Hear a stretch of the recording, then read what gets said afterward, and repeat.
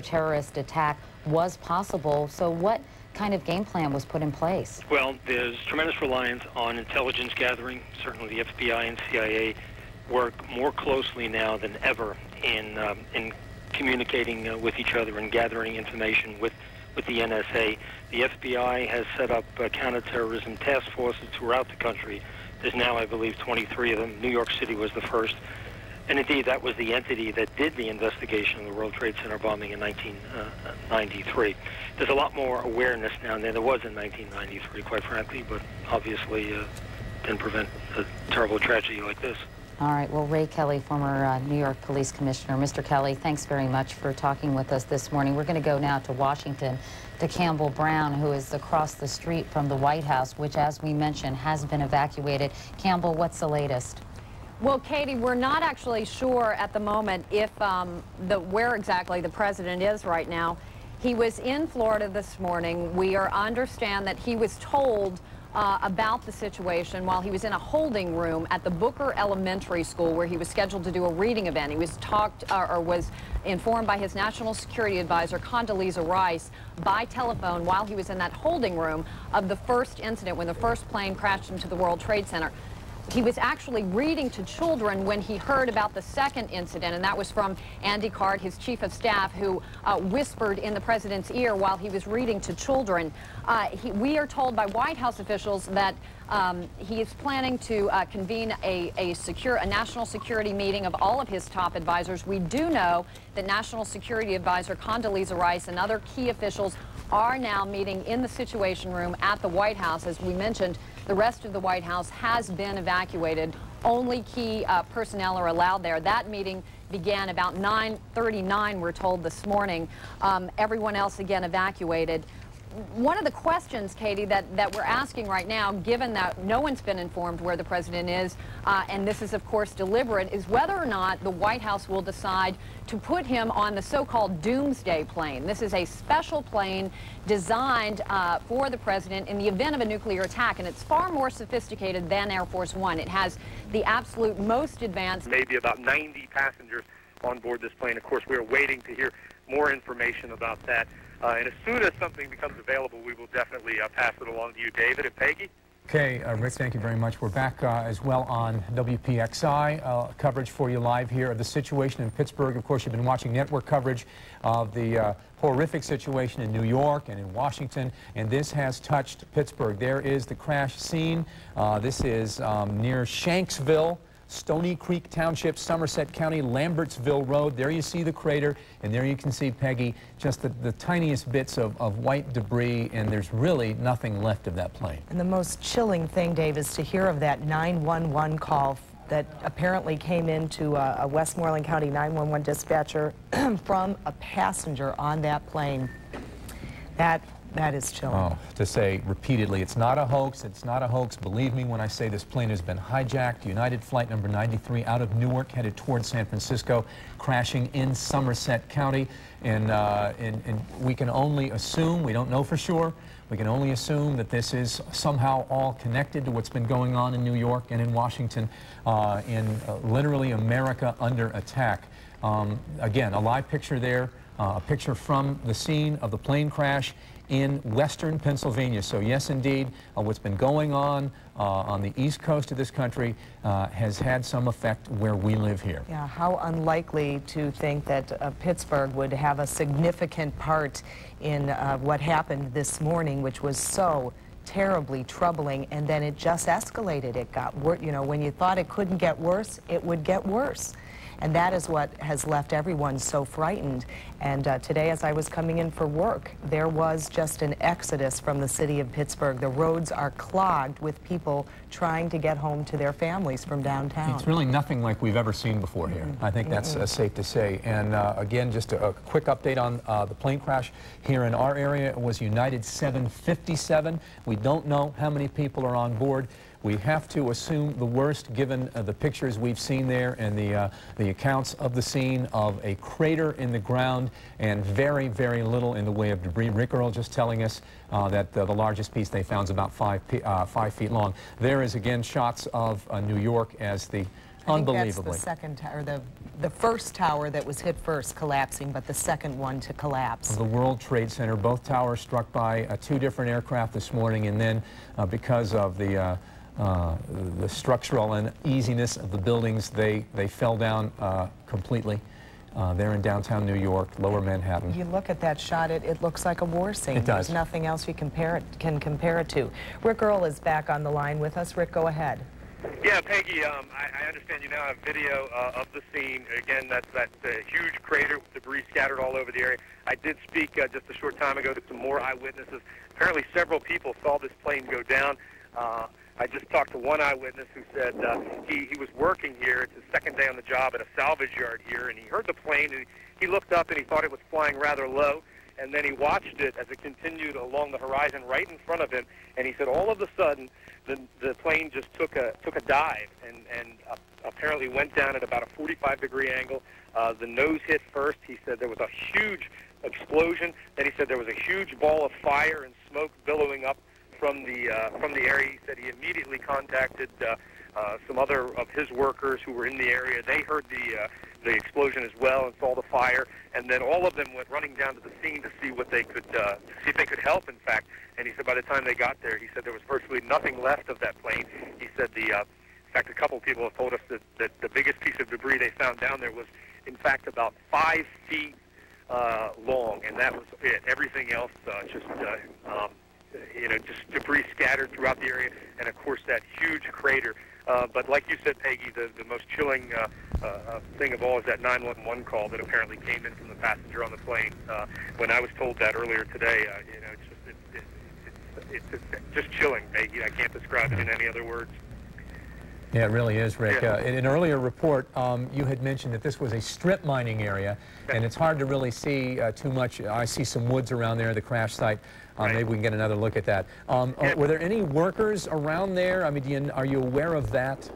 Yeah, you know, David, this is a very rural, remote area, and if there's any good thing to come out of this is the fact that this was not very populated, and the plane went down in a very remote, wooded, rural area near the strip mine. Apparently it hit near the strip mine and then careened a little ways into the, I guess when it hit with the nose and then actually flipped over into the wooded area, which is adjacent. The trees are adjacent to the strip mine.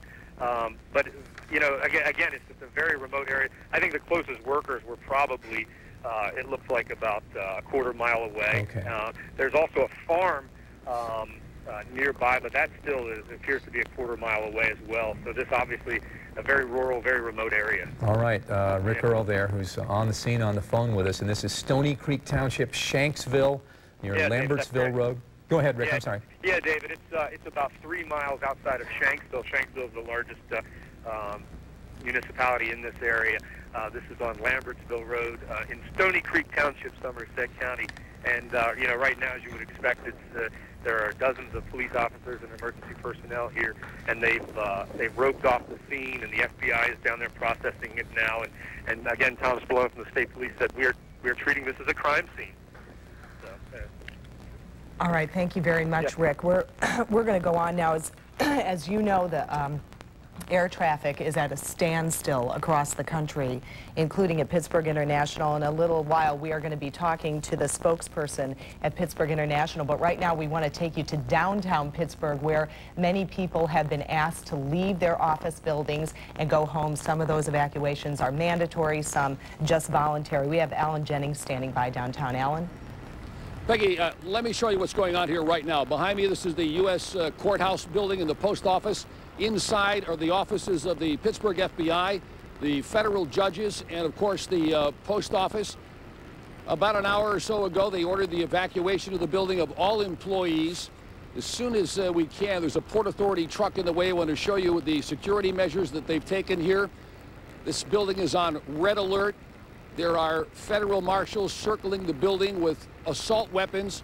The state police are here to help them out.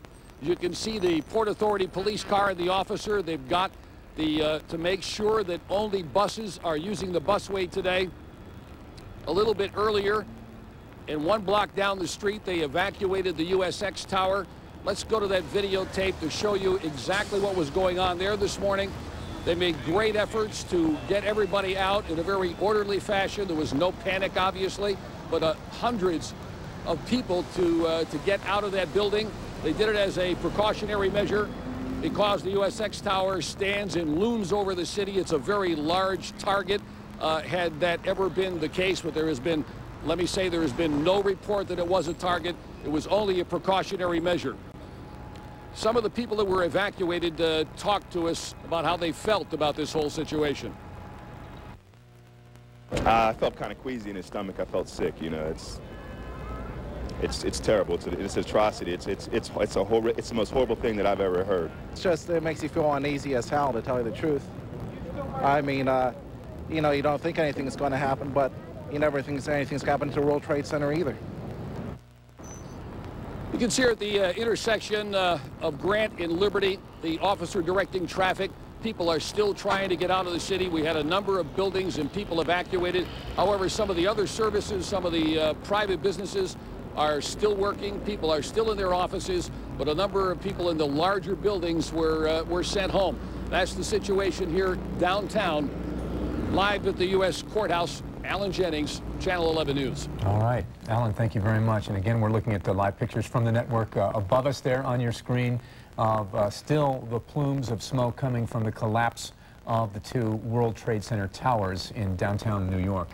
And we're going to go ahead and see the video of the Trade Center collapse, if they can roll that for us. Unbelievable to watch. I mean, even in still form, it's unbelievable. Look at that explosion. That was that second explosion. There's that plane coming in. This is about 18 minutes after the first explosion, and watch.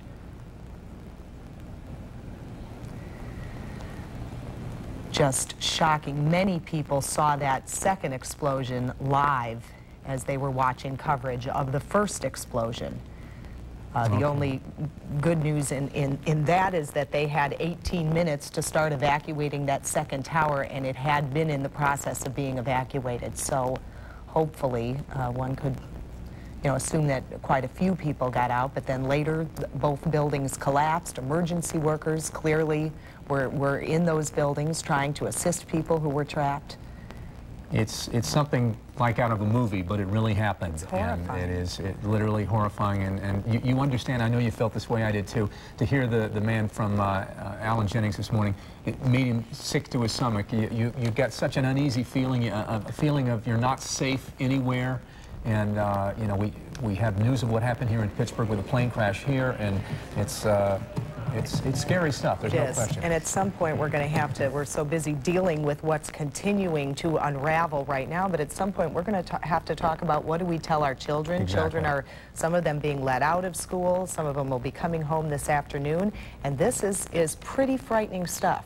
For grown-ups, not to mention children. It's about as bad as it gets. It is not unlike like a wartime attack on the United States. All right, Becky Thompson has some more information for us live in the newsroom. Becky? David, I want to tell you about some closings and some changes now. Allegheny County has activated its Emergency Management Operations Center. We also want you to know that reportedly all military installations are operated under a DEFCON Charlie. Now, we're told that that's one of the highest levels of alert, which means that all military personnel on leave may be called into active duty, and that reserve units across the country are being put on standby. U.S. Airways says all its planes are accounted for. Now we're going to tell you about some college closings. The University of Pittsburgh is closed. Carnegie Mellon University. There are no classes at Duquesne University or the Mushroom Family Learning Center. Classes at Carlow College are closed. Westmoreland County Community College, Chatham College, Point Park College, the University of Phoenix off Campbell's Run Road, Community College of Beaver closed, Pittsburgh Filmmakers School, Butler County Community College, Community College of Allegheny County, California University of Pennsylvania is also closed, ICM School of Business, Geneva College. In Westmoreland County, all federal and state buildings are closed. The Kiski area schools, 2-hour early dismissal and no afternoon kindergarten. St. Gertrude in Vandergrift, 2-hour early dismissal. New Ken and Arnold School District, the students there are dismissed at noon and there is no after-school activities. In Allegheny County, the Allegheny County courts are closed. Gateway schools, parents can pick up children voluntarily. Evening activities are canceled. Plum Borough School District, open houses, practices, and all other activities are closed. We're going to give you more school closings when we come back. Okay, thank you very much, Becky. We're going to go back to WJAC TV, our sister station in Johnstown, with more coverage on the crash of the United flight here in Somerset County, as we take a quick look at New York City right there, downtown New York. Several witnesses, and if we do have that tape now. Talk to one of the eyewitnesses that saw that plane go down. The Hoffman's nursery, getting the plant. Next thing you know, a lady looked up in the sky, and I looked up with her, and just seen the plane coming straight down. I mean, it was just coming straight down, almost like a 45-degree angle, and then you seen a big puff of smoke, a huge puff of smoke. And that was it, and I got my truck and ran over to this site here. Now, if you take a look behind me, the scene is down below, and there is some smoke coming out right now. I know it's very difficult to see right now because the FBI has removed us from our initial spot here in Somerset County. We have been moved quite a bit away from the actual accident scene, but there is some smoke coming up, a helicopter in the air. That's the scene right now. We do want to try and get some more information. Again, there is a press conference coming up shortly to get some more information. We're under some tape right now showing some of the scenes that we saw here earlier today. Again, I was able to get in there. They're not letting any press anywhere near this scene right now. And when I went in earlier today, fire departments from all over our area, rescue crews from all over the area here, rushing, trying to get to this scene, trying to sort out what had happened. One thing that I can say, I didn't see any ambulances leave the scene carrying any passengers, carrying any survivors at all. Again, we don't have any confirmation on a number of people on that plane, on what airline that was, and if anyone indeed was killed or survived. Now, we will continue to follow this story throughout the day, and Marty, I just have to say it's one of the toughest things to see that I've ever seen. And of course, we're all going through this today, but to actually be here firsthand and see a crater in the ground and know a plane actually landed in that, it's indescribable, Marty. John Meyer, it certainly is. All right, that's our coverage from our sister station in Johnstown, WJAC. Want to thank them for their live coverage and the pictures there of the crash site in Somerset County. And we just got news from, the Associated Press out of New York that the estimate now for the number of people killed or injured is in the thousands. Not surprising after what we saw this morning. We're going to show you right now a scene of one of the major arteries leading out of Pittsburgh. As you see, very heavy traffic there. That is Route 28. And these are people heading home, heading out of downtown. We've been hearing that, the voluntary evacuations of several of the large buildings in downtown Pittsburgh, and a lot of people are just, and their bosses as well, allowing them to leave. They're asking, can we go home, be with our families?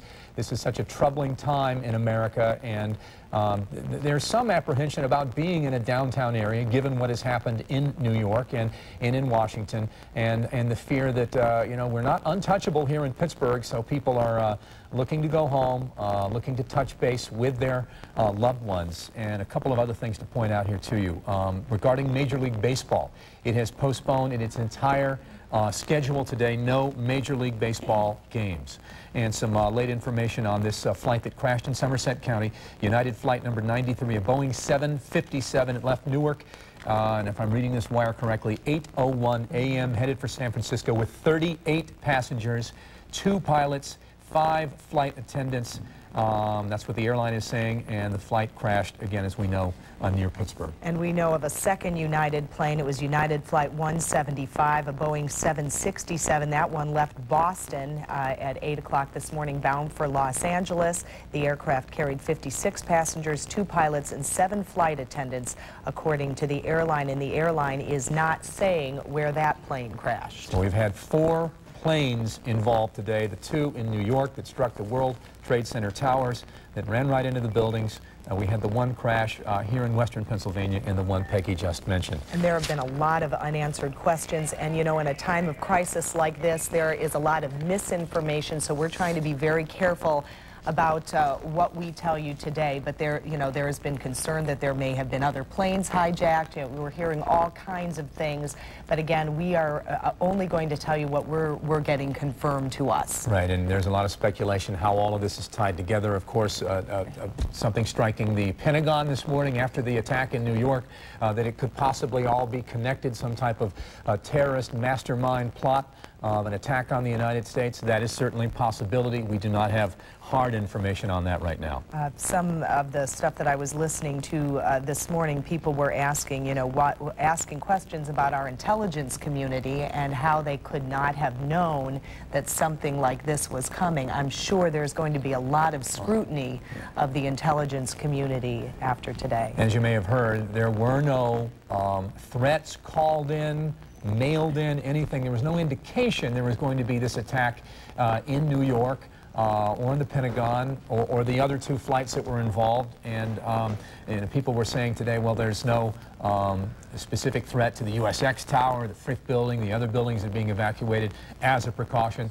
There were no specific threats made to the World Trade Center.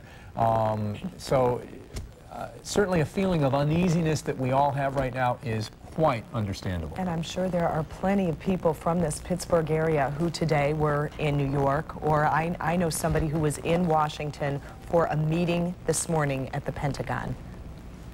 And so that person is all right, by the way, or was all right, was able to contact his wife and was okay. But this story is just going to go on and on because we're going to have a lot of people from our area affected by this tragedy. Absolutely. And we have Newland Archinaul live downtown again for us. Newland with the latest there. Well, just wanted to pick up on what Peggy was saying. We found out in our household that this tragedy has affected us. My husband lost a coworker this morning, was on the plane that struck the Pentagon. So, as you mentioned, it affects everyone. Even though it may not happen here in Pittsburgh, you probably know of someone somewhere. Anyway, as for what is going on here in downtown Pittsburgh, I do have some updated information. Really, don't come downtown. There's no need to. I just found out that Kaufman's, Lord & Taylor's, most of the major retailers are closing early. In fact, I went into Kaufman's, or tried to go into Kaufman's, to find out what was happening. The doors locked at 12 o'clock. All the workers are going to be sent home early today. There's no shopping, which was really sort of disappointing for a lot of the people here who simply can't get out of the city, and we're just trying to kill some time. A lot of folks have been waiting for PAT buses.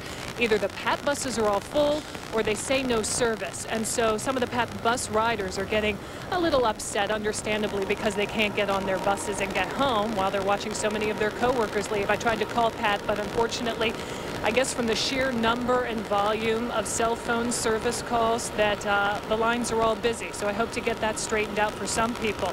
Also, the parking garages. There is literally a line in one parking garage that stretches 3 stories up.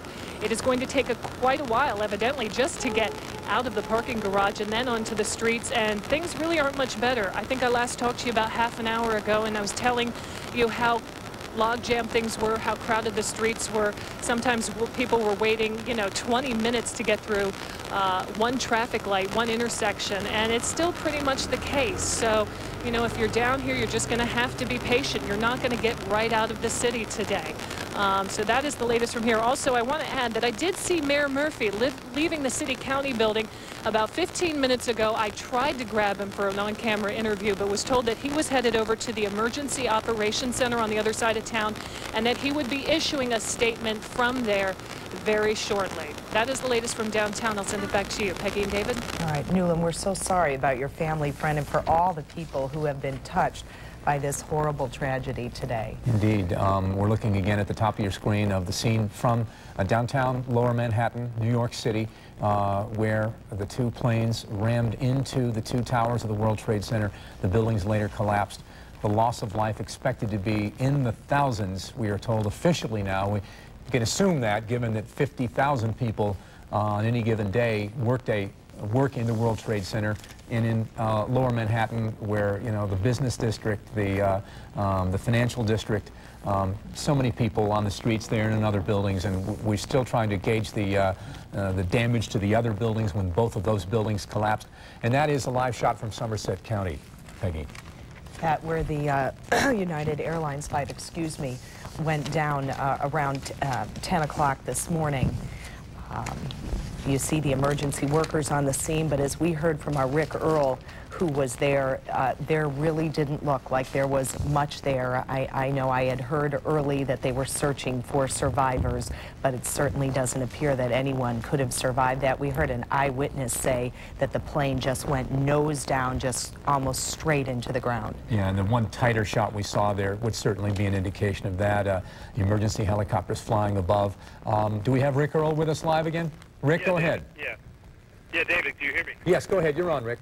Yeah, we just had a short briefing here from the state police, and he was joined by John Guerra from the FBI, and he has confirmed that this is definitely being treated as a crime scene.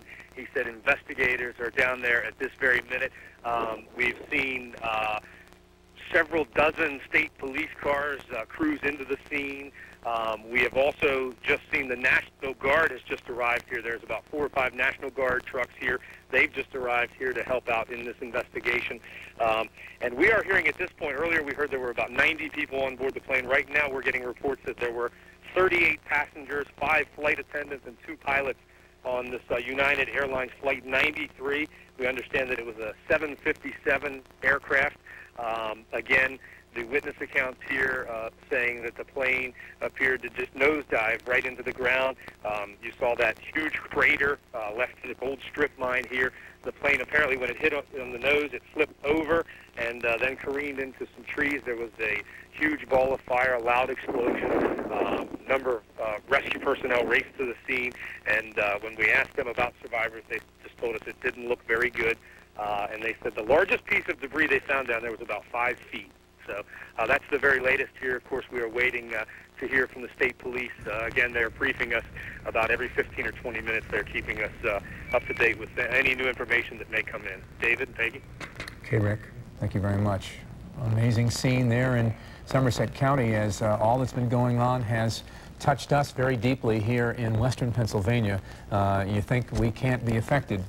We can be affected. We've learned that today. In fact, this has really brought our country to its knees. This is affecting cities all over the country. Many federal and state office buildings closed all across the country, especially prominent tourist attractions, like we said, Disney World in Florida, the Space Needle in Seattle, the Gateway Arch in St. Louis, Knott's Berry Farm in Southern California, even ironically, the Museum of Tolerance in Los Angeles. Yeah, there are being evacuations ordered at the United Nations building in New York, the tallest skyscrapers, not surprisingly, in Chicago, Los Angeles, Boston, Cleveland, Minneapolis.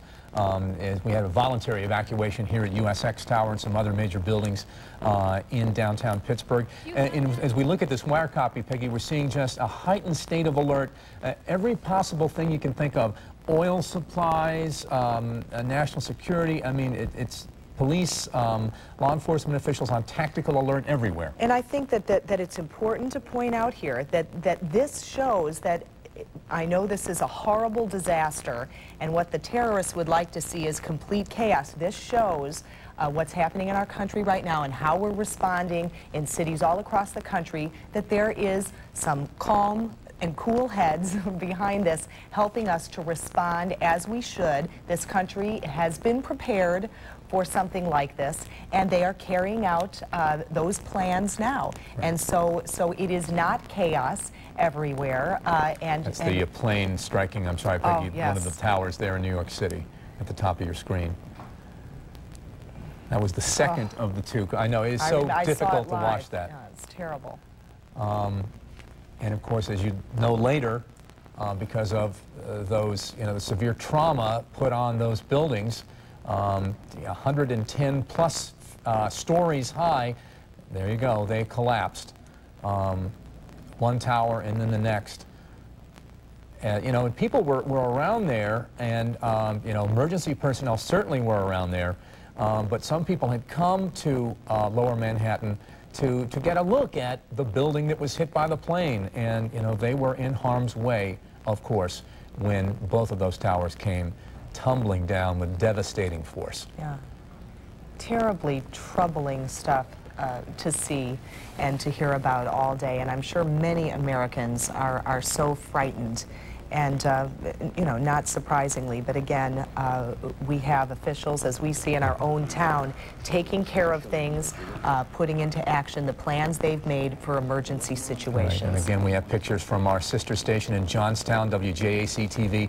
That is the crater you're looking at, where the United flight, and the flight number is 93, I believe. Flight 93 is 757. Out of Newark, headed to San Francisco, hijacked apparently, and crashed into the ground near a strip mine, Stony Creek Township, along Lambertsville Road. This is a very rural area, and there you see a closer picture of just what's left. A hole in the ground, tiny bits of debris. Rick Earl told us the largest piece they could find, 5 feet long, and the emergency workers, you know, little they can do. It is almost a certainty that everybody perished on that plane. 38 passengers on that plane, 2 pilots and 5 flight attendants, and word is that one of those passengers was able to make a cell phone call, a man, to a local 911 agency and get the news out that that plane had indeed been hijacked.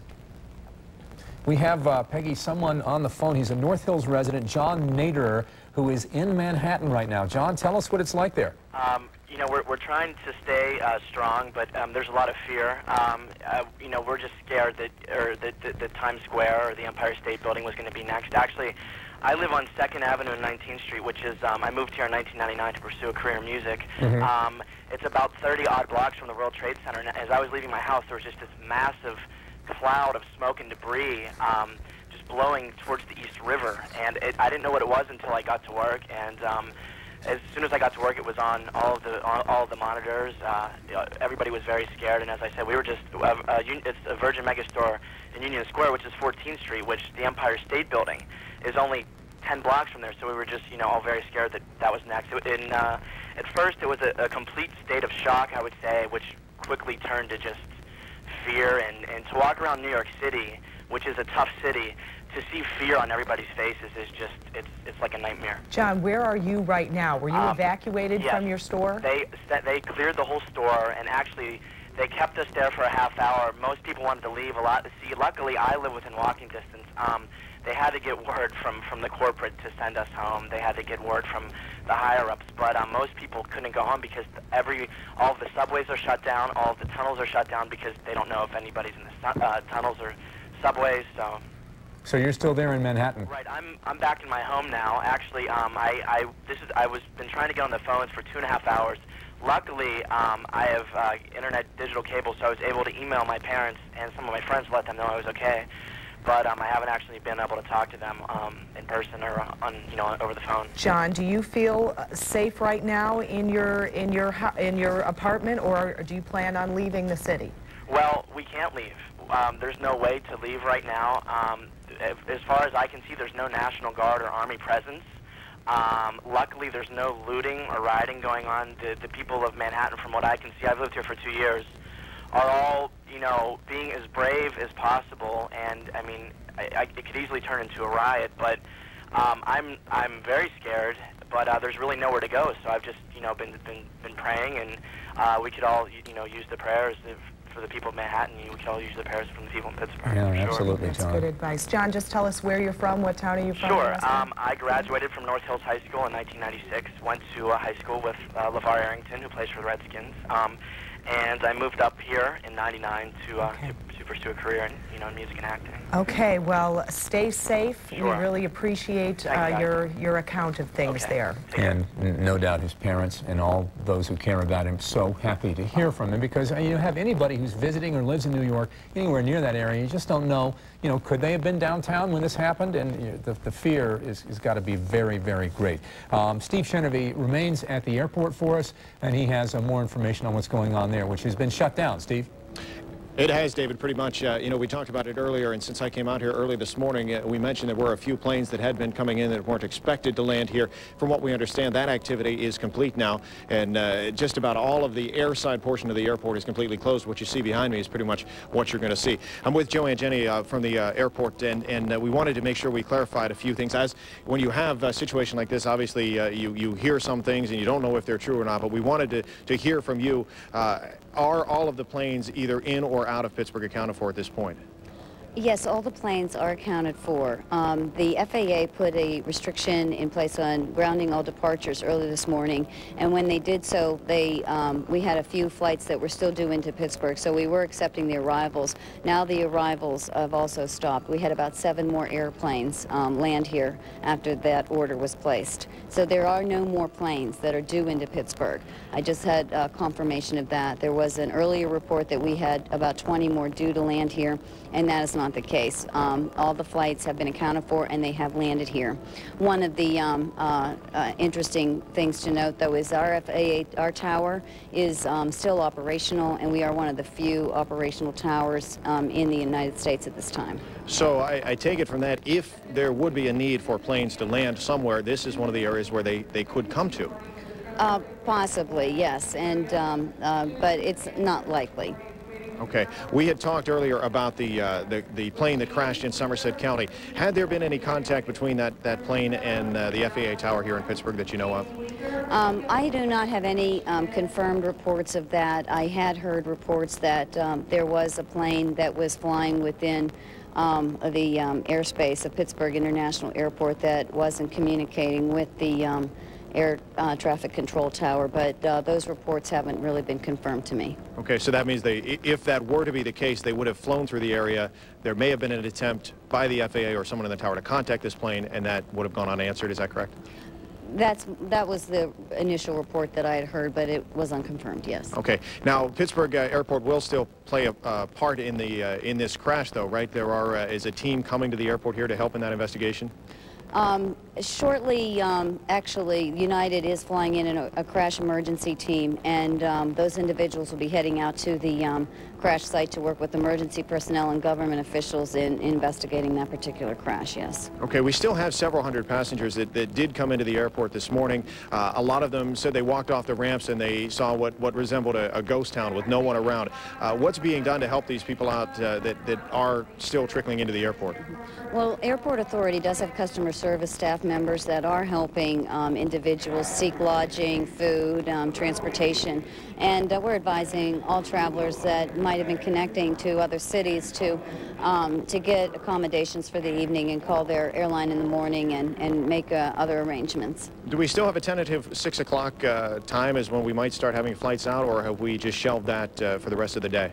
That's a possibility. I'm going to have to check with my officials to find out if the FAA is interested in lifting that ban at this time. So I'll have to get back to you on that, Steve. All right, Joanne Jenny from the Pittsburgh International Airport.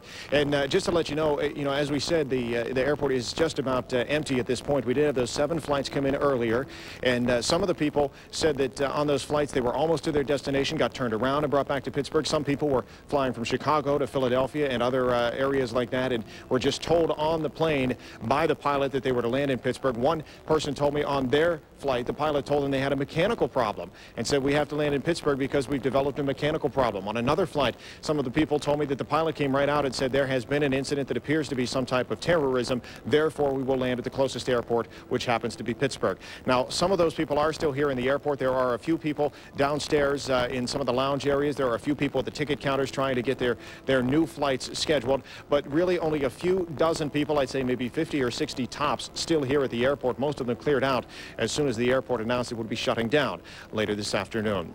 That's it for now, David and Peggy. We'll keep you updated from here, of course, but for now, you heard Joanne say they don't have a definite confirmation when flights may resume. All we know is, as of right now, no more flights are expected to come back here to Pittsburgh International Airport. All right, Steve. Pardon me. Thank you very much for the coverage live at the airport. We have a couple of numbers we're going to pass along to you from the airlines. If you have any questions about anybody who may have been on board any of these flights, American's number is 1-800-245-0999. Again, 800-245-0999 for American Airlines. And the number I have here for United Airlines is 1-800-932-8555. That's the number I have here from AP.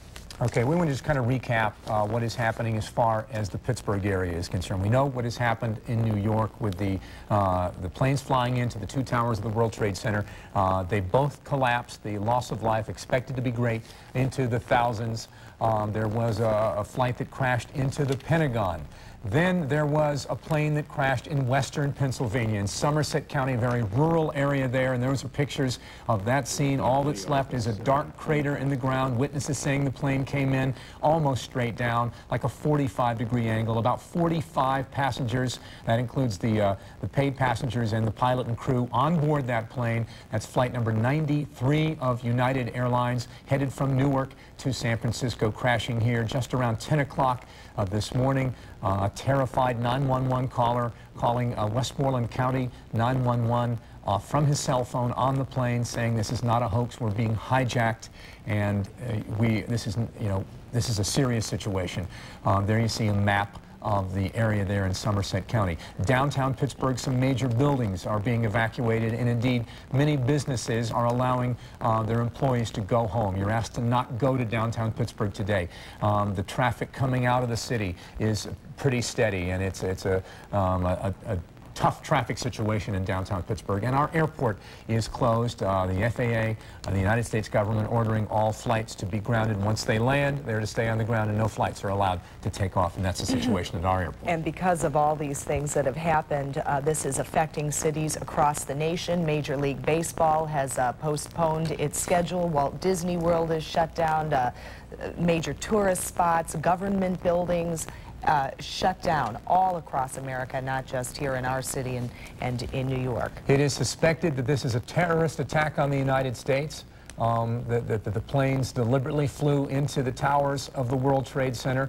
No warning was given. There were no threats made, no call saying we're going to fly a plane into the buildings at such and such time on this date.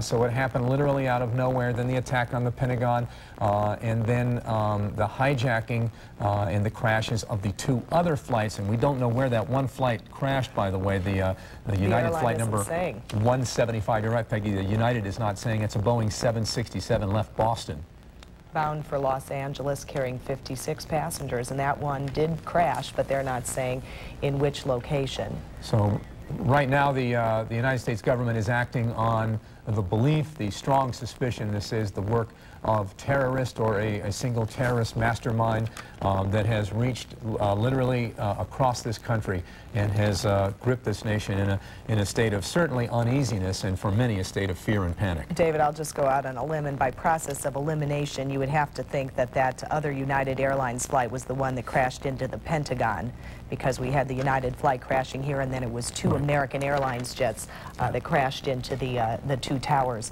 in New York City. So when you total everything up, the casualties in New York City alone, catastrophic. It's catastrophic. Terrible. It's going to be in the thousands in New York, and I mean it may be days and weeks, and who knows how long before they find everybody there. As you know, two of the largest buildings in the world struck by planes and then collapsed in one of the world's largest and busiest cities. And I'm sure a lot of people at home, David, are flipping around and listening to different accounts from different news organizations, as I was earlier today. And you might notice there is a lot of different information coming, because in crises like this, there's a lot of misinformation that goes out. People start speculating about things. And if you're wondering why we're perhaps not reporting on some things, it's because we don't have confirmation of that yet, and that's what we are waiting for. And a lot of this is news gathering live. It's some of the stuff you never see on the air, because we gather the information and we process it and we confirm it and we package it and we give it to you on the news, on our regularly scheduled newscast. You're seeing this happen throughout the day here, and so when you hear it was a 747, no, it was a 727, no, it was a 757, where you know the emergency information, and officials are getting the best information they have, and then we're you know confirming as much as we can for you. That's why some of this changes as we go. Yeah, I think I'm getting word that we're going downtown. Is that right? Okay, we're going to go to Newland Archinall downtown. Newland, Thanks, Peggy. I just wanted to update everybody on what was happening with the Port Authority transit bus system. My last update, I was telling you that a lot of the folks who'd been waiting for the bus well over an hour trying to get a ride home, and I just got off the phone with the Port Authority. They tell me they have called in every single available operator, and what's more, they've added 45, maybe more buses and trolleys to the network to try to get as many people as possible out of town. They're telling me they also sent another 9 to 10 buses out to the airport to try to bring the folks who got stranded out there back into town. From town, they'll either have to get on another bus or they will have to get rides out of town. They also advise anyone who is trying to catch a bus downtown or anywhere else for that matter to go to the major bus stops. Go to your regular route. That's your best bet at this point. Go someplace where you know a lot of folks will be, because they're going to pick up the people, you know, the bus stop where there are the most people and try to get those folks going. I also understand that the T system is operating at full capacity at this hour. They've got as many trolleys in the system as they can handle at this point, but they are still all full. I can also tell you a lot of the buses heading out of town, even at this hour, even though this happened, what, like almost 2 hours ago, 11 o'clock, a lot of these voluntary evacuations started. The buses are still standing room only at this point. So they say they're not going to stop. Pat will continue to provide service, continue to stop at the major stops throughout the afternoon until they get everyone out of downtown. They say you're just going to have to be patient. They're doing the best they can. So service may be a little disrupted. Your bus may be late. Buses are having a little bit of a problem trying to get around town because of all of the other cars and traffic trying to get out of town. So you'll have to be patient. But again, go to your major bus stop. Hopefully you'll have a book, something to read while you wait. After that, after we get everybody out of town, they say they're going to go back to their regular service. That's the latest on the Pat bus situation. Reporting live from downtown, Newland Archinal. Peggy, back to you. All right, thanks, Newland. Thanks, Newland. This word 1:30 this afternoon, Mayor Tom Murphy, Mayor of Pittsburgh, a news conference to update the city's response to everything that's going on and exactly what's happening in the city of Pittsburgh. And just some news items here. The federal aviation officials do say that there are 50 commercial aircraft right now in American airspace. Again, no planes are allowed to take off, but there are planes in the air right now. And Mayor Michael White of Cleveland said there was a Boeing 767 out of Boston that had to make an emergency landing at Cleveland Hopkins International because of concerns that it might have a bomb on board.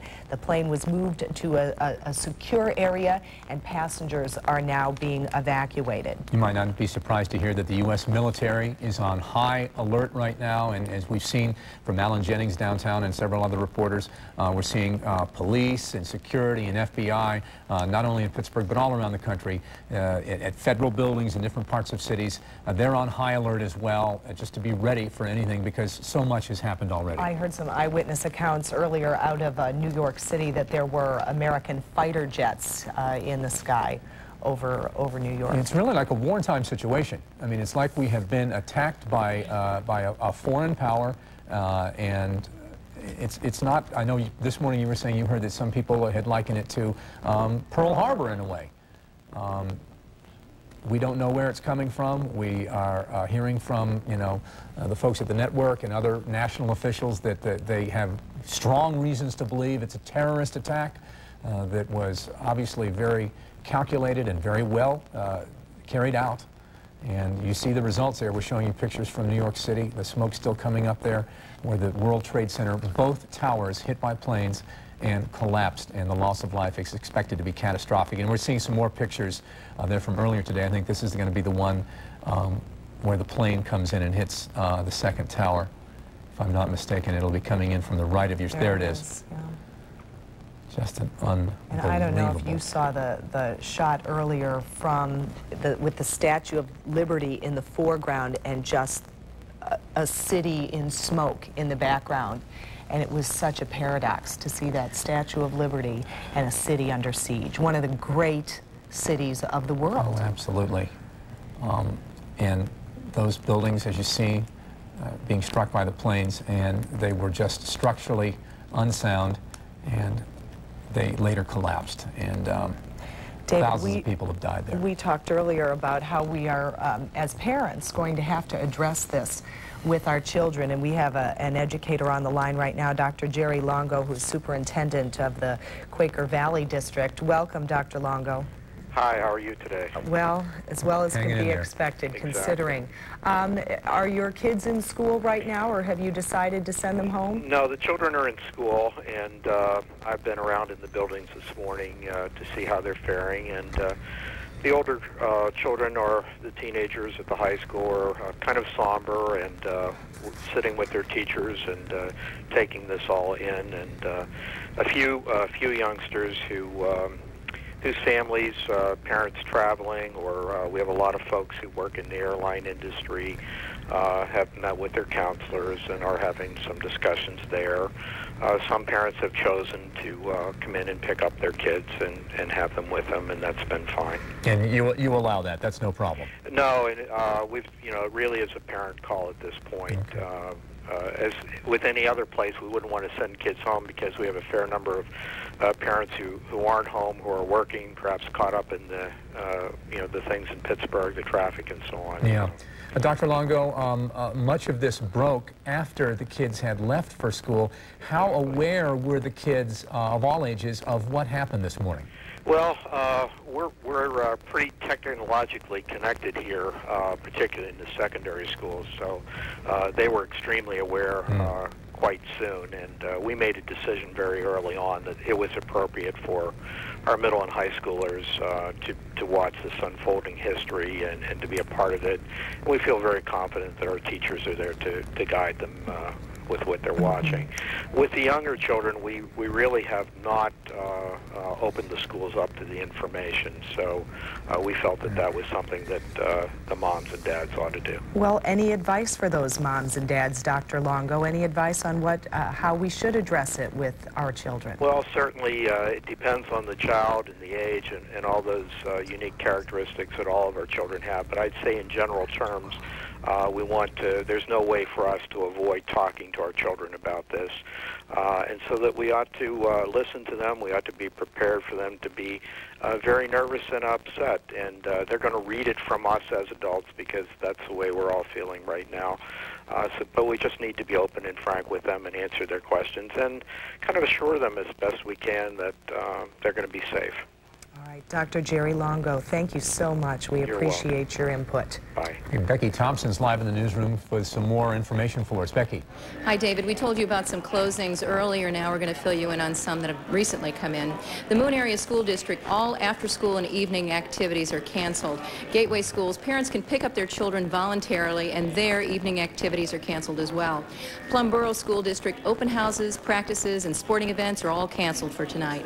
North Allegheny School District, all after-school and evening activities again canceled here as well.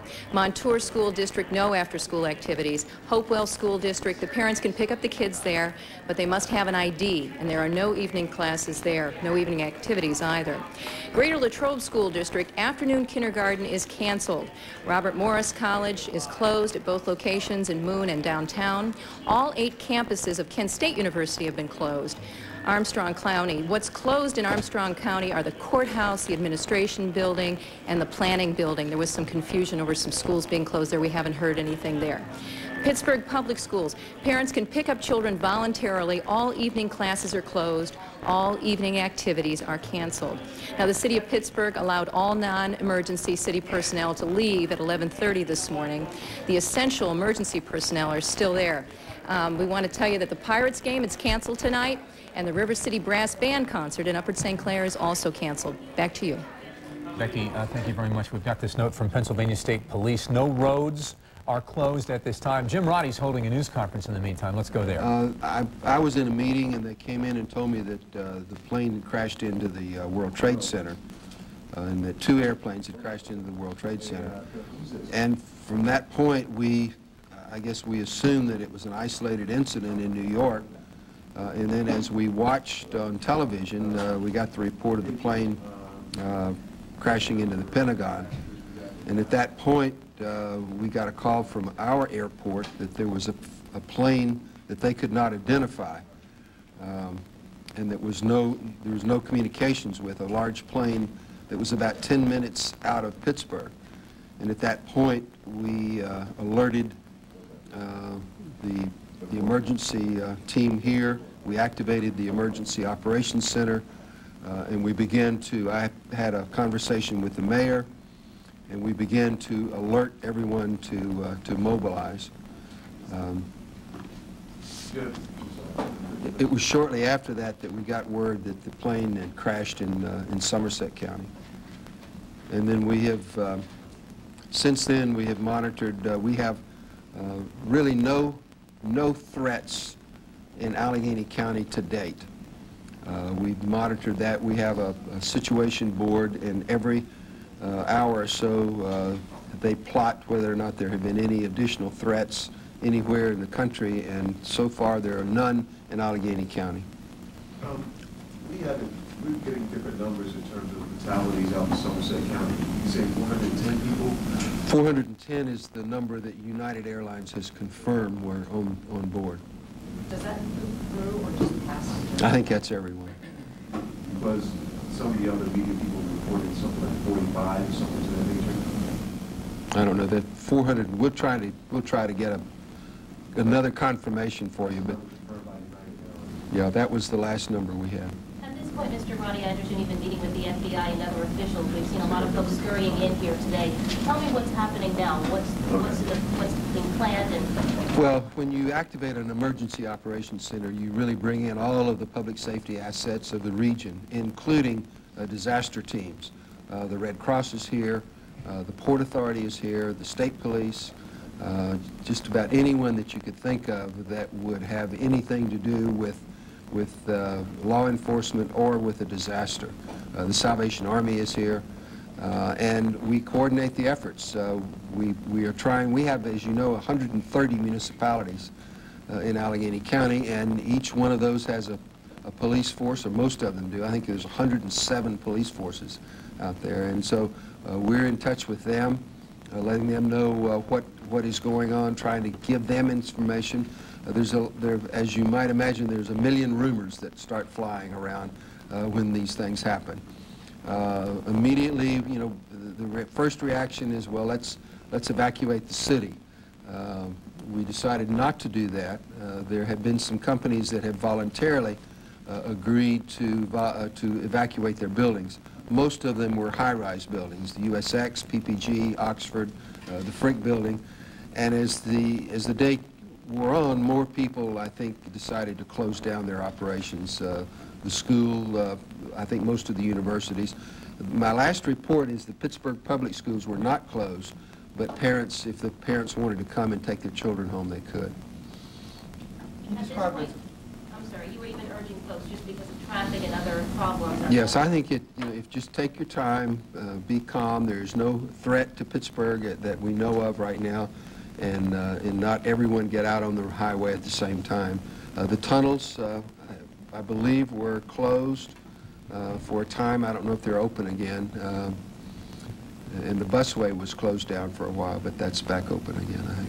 Can you describe for us what we would see if we were in the Emergency Operations Center? What kind of activity is going on? You would see a desk for each of the organizations that I mentioned. There are probably, I don't know how many, maybe about 50 different desks. The FBI, EMS, fire, and all of the other organizations that I talked about. They're all there. Each has a desk, each has a phone. There's one person that puts up on the board all the current information. Another person puts up all of the reports that we're getting from various sources. There are TV monitors around the room. Perhaps, I don't know, Margaret, perhaps at some point today we might let them take a look inside if you wanted to take the cameras for a few minutes.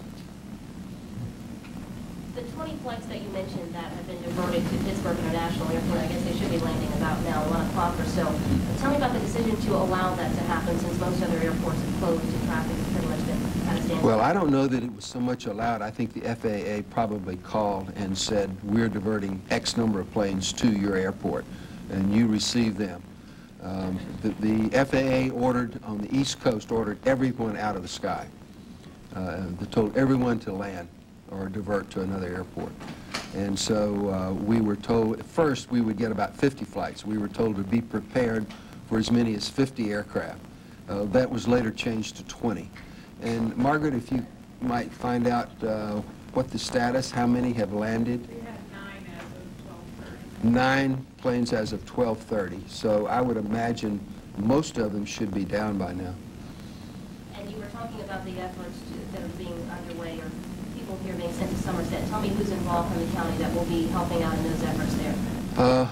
Just about every one of our emergency services are involved in helping in Somerset. We're sending, the Red Cross is going in, the Red Cross team, a national team is going in. They're mobilizing, many of the Red Cross chapters in the center of the state are responding. They've asked that the Red Cross keep their teams intact in Pittsburgh and in Philadelphia and not to divert them to that site. So just as a precautionary measure.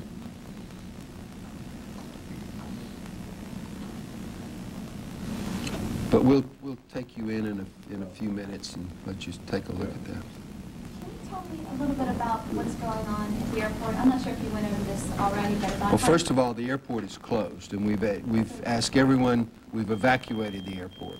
And the only people there now are these 20 planes that are landing, and in police and airport personnel. And we are taking those to the military bases that are adjacent to the airport for housing and for feeding. What's the security like around the airport? I mean, not letting anybody... We've doubled the number of security. The county police normally have a team on duty all the time. We've doubled that. I think there's probably around, how many, Tony? How many are on duty at one time at the airport? A dozen? Yes, sir. Yeah, and I think we've doubled that up. All county police are on duty, and all of the detectives have been asked to put their uniforms on and go on duty.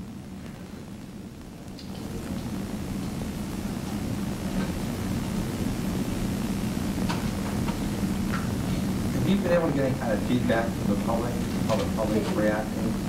No. I think everyone's just stunned. You know, I think it's a mixture of sorrow, of amazement, of anger, and of frustration. I guess that I don't think that any of us could have any idea that something like this could happen. But when you think about it, it's almost impossible to try to prevent. But this obviously was a very well-planned operation. 2 planes we know of were hijacked out of Logan Airport in Boston. I don't know if we have a confirmation where the other hijacking took place. Certain one out of Newark, obviously, the one that crashed in Somerset.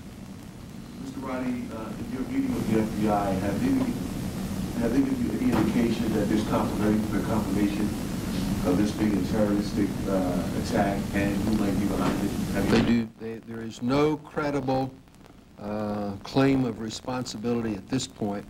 And of course, I'm not privy to what they may know in Washington through the CIA or the FBI, but they have confirmed that it is terrorist.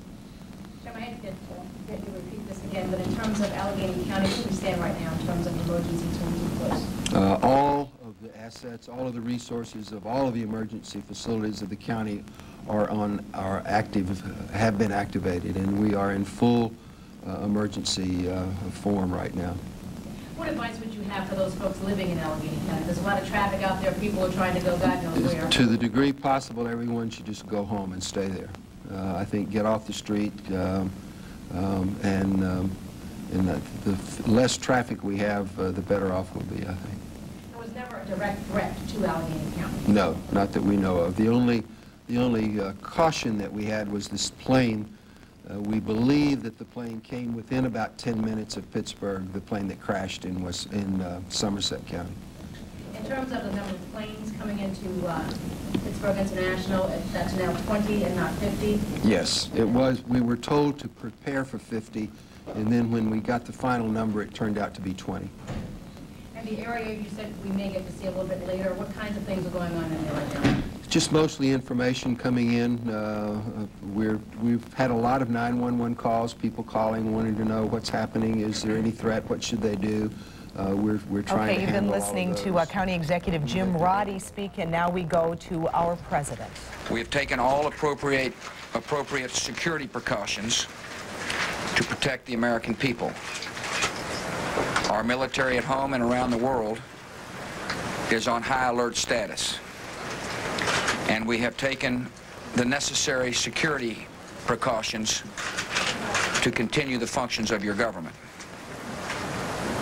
We have been in touch with the leaders of Congress and with world leaders to assure them that we will do whatever is necessary to protect America and Americans. I ask the American people to join me in saying a thanks for all the folks who have been fighting hard to rescue our fellow citizens, and to join me in saying a prayer for the victims and their families. The resolve of our great nation is being tested. But make no mistake, we will show the world that we will pass this test. God bless. George W. Bush speaking from Barksdale Air Force Base, a secure location. Okay, that was the President of the United States in a brief message to the nation. Now back to County Executive Jim Roddy in his news conference. We'll have to, someone will have to arrange for transportation for them, but most of them probably will be on flights that will be going out tomorrow sometime. So are there lots of things? Yes, they're trying to provide sleeping accommodations for them and food. Do you know approximately how many county employees were sent home today? No, I don't. We have 7,000 employees, if you count everyone, and I'm guessing 4 or 5. As you said, there's no real way to prepare for something like this. You just have to exert all your energy and your forces towards just protecting everyone who's around you. Yes, it's, but the planning that must have gone into this had to have taken months, and it was very well organized. So it isn't something that was just spur of the moment. Tell me about the reactions of some of the folks who are helping out. I mean, that's pretty experienced folks, the FBI obviously, experienced some of the EMS and fire officials, but they've never really had to deal with something like this. No, I think that even the most experienced and probably the most hardened of all the people out there are stunned by the magnitude of this. We don't have casualty numbers yet from New York, but I know that in that building, I had lunch on top of the World Trade Center in December, and that building normally would have 20 to 25,000 people in each of those towers.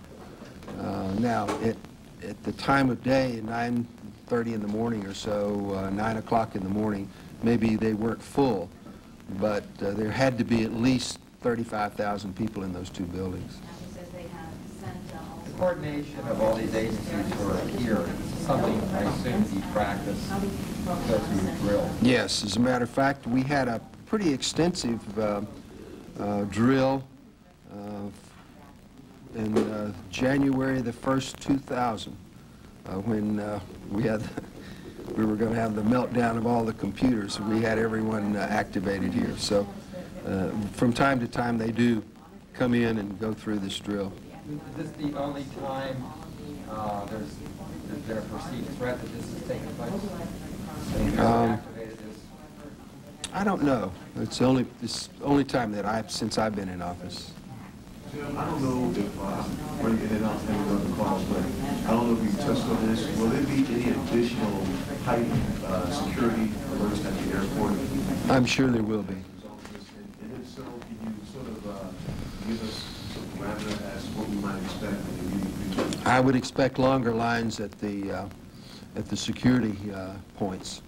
You know, I'm sure the FAA will be sending out, and the FBI will be sending instructions to all airports across the country to take extra precautions. So anyone that's going to fly probably ought to take a little extra time. Is there any planning by county police to change how they monitor the airport, to tighten their security of the airport? We'll review. I'm sure that everyone's going to review everything that we're doing. Our airport has had a pretty good record, and it is a fairly secure airport. The times that it's been tested, it passes with high colors. But you'll wait word from the FAA and the FBI. Well, I think I'm sure that the airport officials will go ahead and take steps to step up security, but we may be mandated to do some things by the FAA that we haven't heard from yet. How soon do you expect to hear within 24 hours, perhaps? I would imagine that before tomorrow, before flights start leaving the airport or before the airport opens, I'm sure they'll issue a directive. That will be with the FAA. Right. Is there any heightened security in some of the buildings that did have the voluntary evacuations at this point? I don't know. I assume that there is at the federal building and the U.S. Post Office. Those are normally considered targets. We don't have any, I don't think, any place else. The county police, they allow some leniency in cars parked along the curb and baggage, the arrival section of the airport. Do you expect them to have a zero tolerance for that in the future? Probably. They will absolutely allow no car to stop. Yeah. Probably will be a little more stringent about that.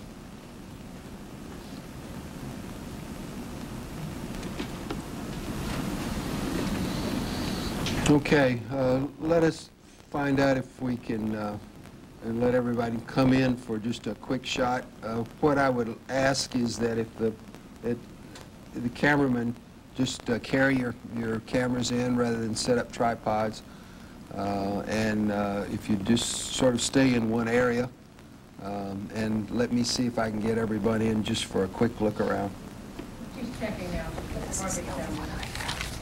All right, we're back. That's County Executive Jim Roddy in his news conference. He's saying all county police are on the job right now. There is a kind of heightened state of alert in Allegheny County government, just to be ready for anything, really. He also mentioned that people should, you know, if they can, go home so that the roads are open in and out of the city.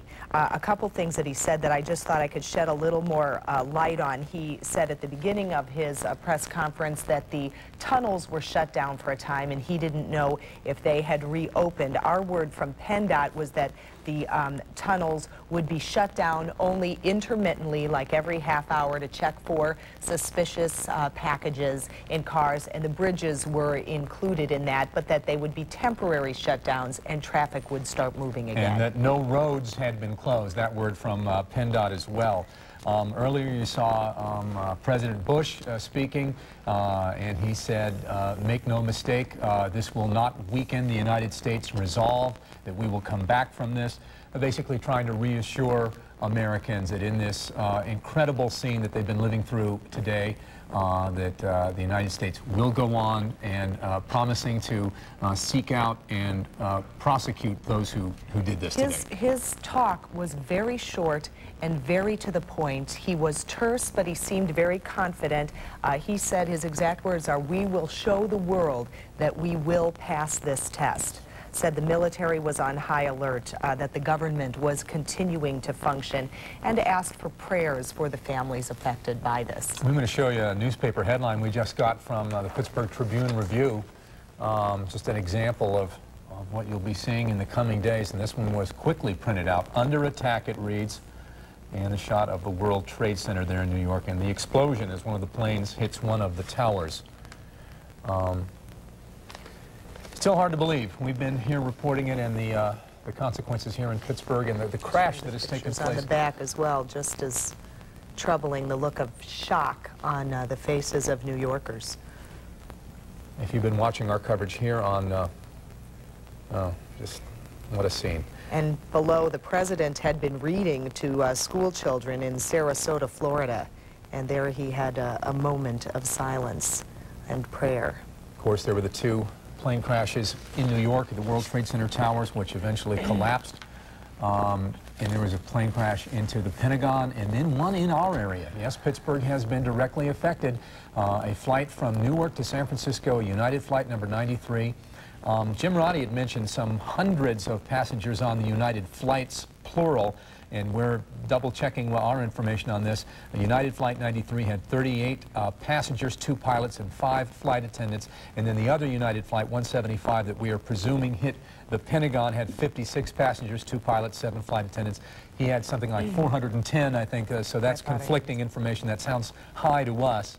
But certainly we'll be trying to nail down all this information as we go. We do have some phone numbers to show you if you have relatives, if you think you have relatives on the United Airlines flight. Is this the United? Yes, 1-800-932-8555. And there were also 2 American Airlines flights involved. And the numbers there, 1-800-245-0999. This is for families to call who need information. All right, Channel 11's Rick Earl back on the phone with us, back from the scene of the plane crash that took place in western Pennsylvania in Somerset County. Rick, go ahead. Yeah, David, that's right. Again, this was United Airlines Flight 93. It was a 757 jet. It was en route from Newark to San Francisco when it went down here in Stony Creek Township. That is in Somerset County. It's just east of Jennerstown, just south of Route 30. The plane went down in a old strip mine area in Stony Creek Township. Witnesses say that the plane was flying low and that it appeared to dive at about a 45-degree angle. The nose hit the ground. It created a huge crater. There's debris scattered throughout a 3 to 4 mile area. Witnesses say that there was a loud explosion. They saw a ball of fire. Again, we have just been told by state police that the crime scene has now been expanded because they are finding pieces of debris from this aircraft 3 to 4 miles out from the center of the impact here at Stony Creek Township. So again, FBI emergency personnel here. We did ask, we had a briefing just a few minutes ago. We asked state police about the numbers, about the people on the plane. At this point, they are not ready to say how many people were on board that plane. Earlier, we had heard 90 passengers, and then just a short time ago, we heard reports of about 38 passengers, 5 crew members, and 2 pilots. But again, state police at this hour not ready to confirm those numbers. I can also tell you that Betsy Mallison is here from the Department of Environmental Protection, and she tells me she is here for the cleanup. She says that this site, it's a terrible site, she says. She had been down there. She had surveyed the scene, and they are here to help with the body cleanup, actually, because it doesn't appear that there are any survivors from this crash that happened sometime around 10 o'clock this morning. David, Peggy? Rick, thank you very much. And as you look at that scene right there, that crater in the ground, courtesy of our Johnstown sister station, and there you see the map of where this happened, Shanksville, near Routes 30 and 160, near Reels Corners, near Indian Lake. This is in a very rural area of Somerset County. Took place around 10 o'clock this morning. That it was very reminiscent of the 427 crash site where both planes apparently heading almost straight into the ground.